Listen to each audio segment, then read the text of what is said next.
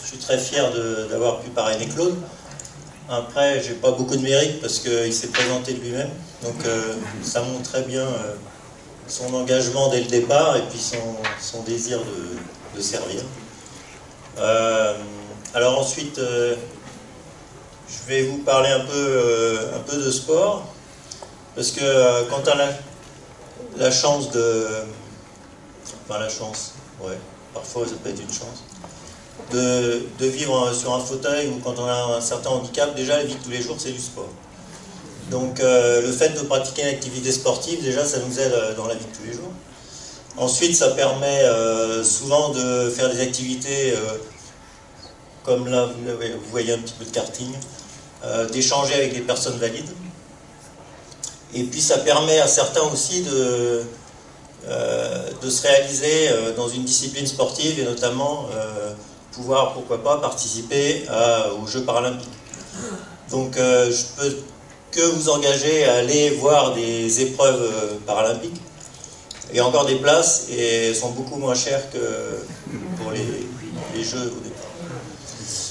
Ensuite, 2 mots sur le karting. Je suis un passionné de sport mécanique, de vitesse.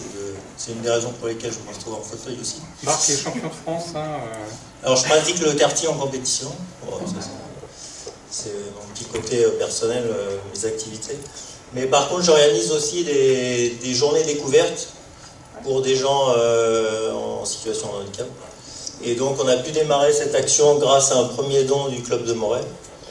Et puis, si le sujet vous intéresse, je suis toujours à la recherche de dons pour continuer et pérenniser cette belle action. Quand on voit les gens qui sortent de là avec un sourire jusqu'aux oreilles, c'est toujours plaisir d'organiser ça.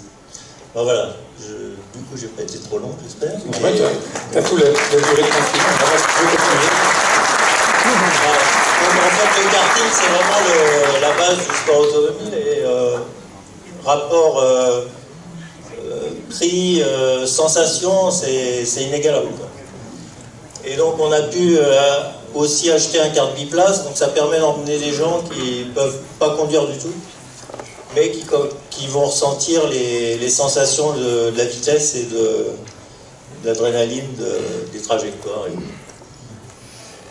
Donc voilà, c'était des caméras un peu embarquées sur le circuit sur lequel j'organise les stages.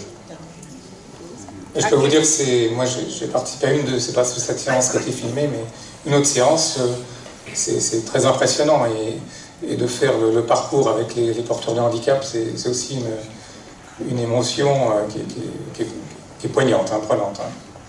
Et puis merci. Le circuit est à quel endroit? Alors là c'est à côté de Sens, dans l'Yonne, un petit village qui s'appelle Soucy.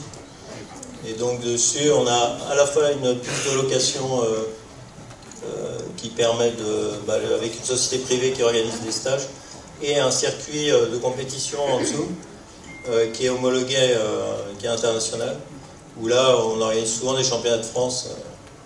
Voilà. Et là, nous, en tant que la fédération du sport automobile, nous a beaucoup aidé, et on peut avoir une licence, on peut courir avec des gens valides, donc c'est là aussi je trouve qu'il y a quand même un intérêt sympathique. Et quand des plus jeunes valides se retrouvent derrière moi, ça fait toujours plaisir. Je ne suis pas forcément le premier, mais je ne suis pas le dernier.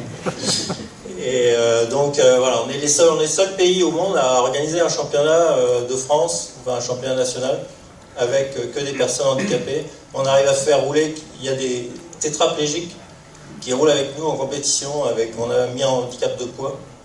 Donc ils conduisent ils n'ont pas l'appréhension, donc ils ont mis une direction assistée de Twingo, conduisent avec une fourchette, et ils freinent et ils accélèrent avec le bras. Et ils arrivent pour certains à être relativement compétitifs, c'est impressionnant. Voilà, et la Fédération internationale s'intéresse à ce qu'on fait, et j'ai bon espoir qu'ils puissent organiser une épreuve internationale dans les années à venir. Voilà, merci de votre attention. Okay. Merci.